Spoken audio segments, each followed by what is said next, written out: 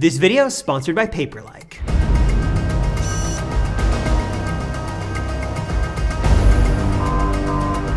The iPhone 15 was stolen, but not like that. The iPhone 15 was stolen, and there may or may not be some iPhone prototypes in this case. Come back to that in a second. But first, we've got to talk about this. All these iPhone 15 leaks. How is it almost a full year before Apple shows off a brand new iPhone? We learn all the major details and all the big design changes super early. Is someone leaking this info from the inside, or is Tim Cook just giving this away? There are a ton of crazy iPhone conspiracy theories on the internet that probably are worthy of that tinfoil hat, but this one may not actually be all that crazy. Let me tell you about all the iPhone 15 leaks, what you need to know, and why Apple leaking the iPhone info themselves maybe isn't all that crazy. When it comes to top secret products, almost no company takes security as seriously as our favorite fruit company, Apple. I mean, they've got code names for their code names. They keep everything super top secret inside of Apple. They've got all these legal procedures and all these things put into place to make sure nothing from Apple leaks before Apple officially announces something new. But one little look around this mere old YouTube channel will fill you in on the not so secret fact that Apple cannot really contain the leaks these days. Case in point is with the iPhone 15, because according to all of the leaks and all the rumors, Apple is holding their reveal event in less than a month in early September. And even though Apple has not said anything about this, they haven't officially even said they're working on an iPhone 15, 20 seconds of a Google search will show you that there's already a lot of information about this phone floating around online, and there's a lot we already know. We know about the design changes, or really lack thereof. We know about Apple switching to USB-C, all the phones getting Dynamic Island. How is this already leaked if Apple hasn't even confirmed there's an iPhone 15? Well, before we can answer question one, we've sort of got to answer question two, and that is, why does any of this even matter? Well, Apple is not some little mom and pop operation. It's not your corner electronics store. It's one of the biggest, most valuable companies on the planet. It is a huge tech company that is known around the world. And with that title and prestige and all that cash comes a lot of people demanding to know what's gonna come next before Apple announces it. This comes from like three main groups. It's the fans and enthusiasts who are really excited about what's coming next. They wanna know all the iPhone 15 details because they're excited to buy this phone. Also comes from shareholders who wanna make sure their investment in this company is going to be a good one. It's gonna return them a good profit. And also the desire to know what Apple's gonna do next comes from the competition.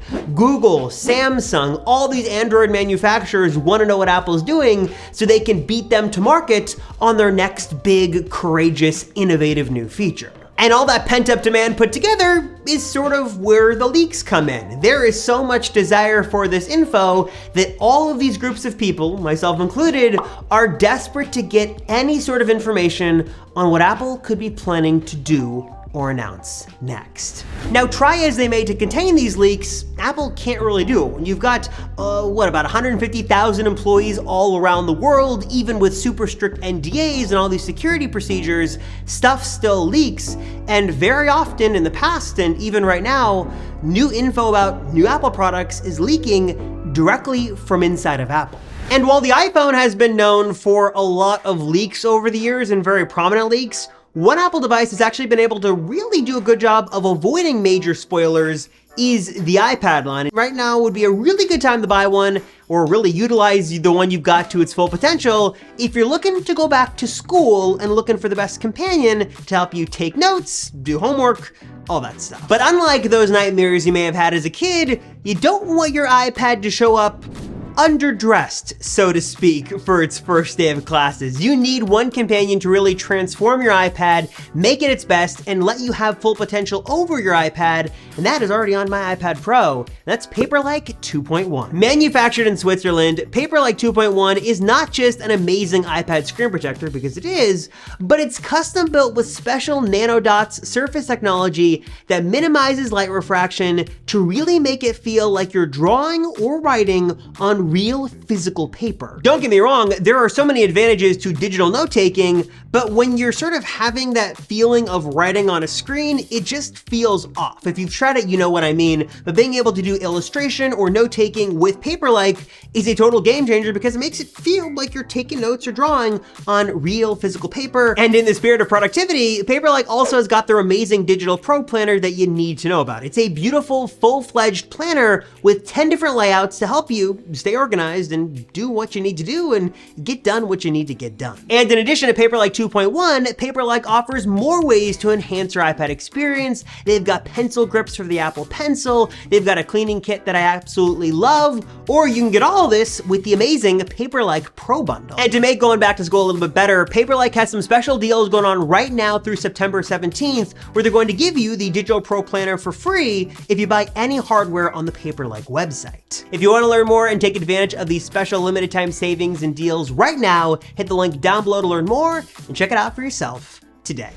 And while leaks from inside Apple itself certainly can and have happened in the past and probably are happening as we speak right now, it's a lot more common these days that we learn about these new products from companies affiliated with Apple. Maybe they're suppliers supplying new products, or it's the company actually building a component or building the iPhone. These are usually called supply chain leaks, and it's from these supply chain leaks we get a ton of information on what Apple's putting into a new product, or the new product that Apple could be building, or one big new feature that's gonna have some special component that Apple is buying hundreds of thousands of from every other company to put in their new shiny new product. And now comes the part in the video where we actually get to open the case, because what this represents is something special. Usually a couple of months before Apple introduces a phone, like the summer, like where we are right now, we get something special, something top secret that not everyone can get, but if you do manage to get your hands on it, it's pretty cool. Let me open the case,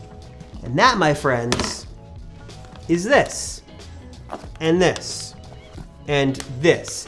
These are called dummy models of the iPhone. These are iPhone dummy models, but despite the name, they're anything but dumb. These dummy models are kind of genius because they take all of the leaked info, all the schematics, every morsel of info we know about new iPhones, put them all together to build something like this. Something that looks like an iPhone, it's got the exact dimensions that the iPhone's going to have, it's got the button placement, it's got the cameras, it's built to look exactly like an iPhone, but it obviously doesn't work. And the reason for that is because it doesn't have to work. Primarily, these dummy models of the iPhone are built for case manufacturers so they can custom design and prepare all of their cases for every single new iPhone model. So when the new iPhone goes on sale, they don't have to wait to get the phone, then reverse engineer their case manufacturing process, and then, be weeks, if not months behind. They can get these dummy models a couple of months early. They can finalize all their cases. So when you go out to buy a new iPhone, you can pop on Amazon or whatever website you want to go to and buy a case to your phone, like on launch day, or oftentimes get your phone, or I should say get your case before the iPhone launches, because the case manufacturer had a little help from our dumb little friends. But all this is bad news for Apple, right? They don't want all of their hard work to be shown off months, if not years ahead of time. They want to keep the surprises a secret for as long as possible. And yeah, that's certainly true, but also there's sort of a positive to this never-ending Apple rumor and leak cycle, and that is that Apple is always in the news. What they could do, what they couldn't do, what the new iPhone may have or may not have, new leaks, new features. This is always buzzing around the internet every single day, which always keeps Apple top of mind and always seems like they're super secretive and up to something big right around the corner. Do I think that Tim Cook is actually leaking this info to the press?